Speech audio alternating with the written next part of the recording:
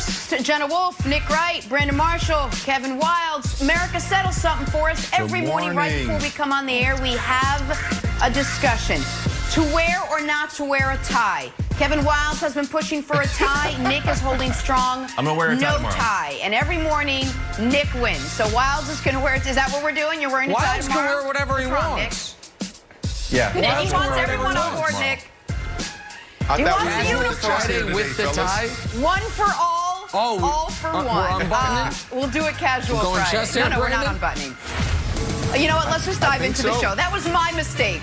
My mistake. I went somewhere I shouldn't have. Let's start in the NFL. Packers and Bucks this weekend. It's America's Game of the Week. It's Sunday. It's on Fox. It's going to be a doozy. Both teams coming into the season with Super Bowl aspirations, but only one really looking the part, and that would be the undefeated Green Bay Packers. Green Bay's offense averaging a league best 38 points per game. The Bucks offense averaging like 4 or 5 downs per possession. Whatever. Sorry, Tom. Packers, Bucks, yes. Rodgers, Brady. Yes, Nick, let us start with you. Who is this game more important for heading into Sunday? I don't think this is the mainstream opinion here, but I would argue it is far, far more important for Green Bay, because Green Bay is fighting for something I believe to be more realistic and more important for them than the Bucks fighting for a divisional title or a playoff spot. Green Bay is fighting for the 1 seed, and I am going to continue to hammer this point because it is a change the NFL made that I believe to be a massive, drastic change.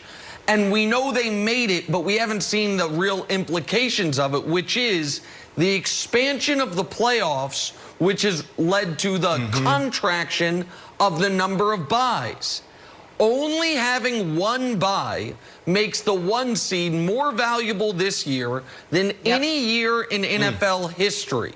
And in the NFC, I would argue, it's even more valuable than that, because it's not only that you, with the 1 seed, you would get the only bye, but you also would be on track to be in your first playoff game. Who would you play? The 4-5 winner, most likely, which means the NFC East champion, if you even want to call them that, or a wild card team, because that's how the bracket would be set.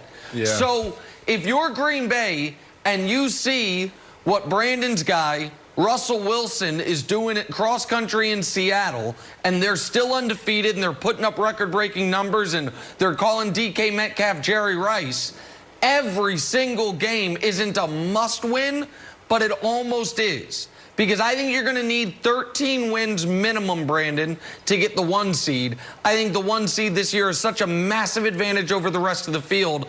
I'm going to say 14. This game is more important for Green Bay. Yeah, 14. You're right. I mean, a minimum of 13, Brandon, and maybe 14. Correct. Yep. Yeah, you know what, Jenna, I think this is equally important to both teams for 2 separate reasons.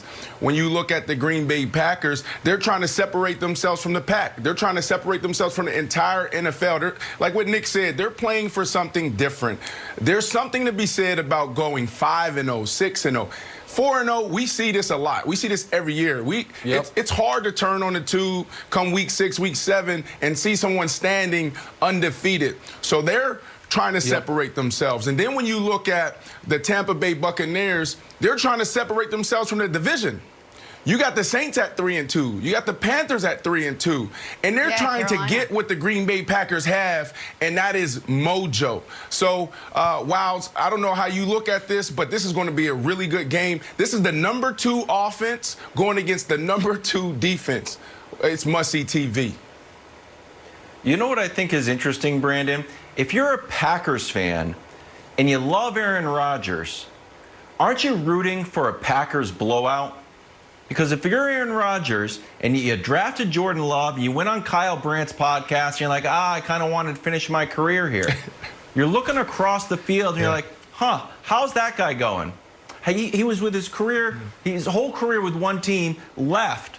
And I think if the Bucks get destroyed, Aaron Rodgers has a better chance of staying in Green Bay, because I think it looks like Favre was kind of up and down, had some good moments with the Vikings. Peyton Manning won a Super Bowl. That's good. Joe Montana, they're pretty good with the Chiefs. Drew Brees is not going anywhere. But if I look across the field and I see Tom Brady just getting waxed, 35-0, I might say, you know what? I'm going to try to make this Packers thing work, Jenna. I don't really want to leave. This really put a shock into me. So I think it's big for the Packers this year and for beyond, for Aaron Rodgers' career, that we're going to look back at this game as a turning point in what he decides to do in a few years. All right, so then let me ask it this way, Nick. Well, you know, just some extremes. Let me ask you this, Nick. What do you think is more likely, that the Green Bay Packers make it to the Super Bowl, or that the Bucs don't even make the playoffs or miss the playoffs? No, I understand. I would say barely. It's more likely the Packers make the Super Bowl. For the Bucs, this is how the Bucs got to look at it.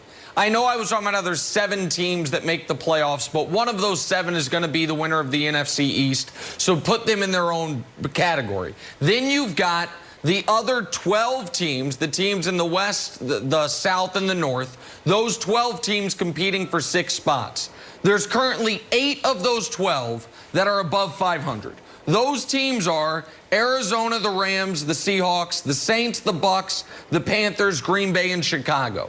So if you're trying to figure out which 2 teams are going to be on the outside looking in, I think most people would say, well, Carolina is probably not going to get there. And then who is the other team on the outside? Arizona's look shaky. I believe in Chicago, but I don't think many people do. Right. Now, most people don't believe in Chicago. I happen to believe in Chicago. I think they got a good coach. I think Foles will be a big upgrade eventually over the course of the season from Trubisky. But it's those teams, Arizona, Carolina, Chicago, and Tampa. Those 4 teams, to me, are competing for 2 spots. I think it's more likely the Bucs get left out of one of those spots than the Packers don't make the Super Bowl this year, because I think the Packers are competing with one team right now for the Super Bowl, and that's the Seattle Seahawks, Brandon. Yeah, Nick, you took the words out of my mouth. You know, when I look at those 7 games, those 7 teams that make the playoffs now, it's more likely that the Packers, you know, they'll make it to the Super Bowl. I think, Nick, it's the Chicago Bears. I'm not believing in them. I think that, you know, this division could easily have three playoff appearances from these teams, and that's the Tampa Bay Buccaneers, that's the Saints, and obviously the Carolina Panthers. I just don't believe in the Chicago Bears, man. This team can easily be 1-4. So I think that's the odd team out. All right, Packers and Bucs this Sunday on Fox. Must-watch TV in the NFC. We got some must-watch football in the AFC as well. How about little Browns and little Steelers? Big Ben versus Baker next. First things first.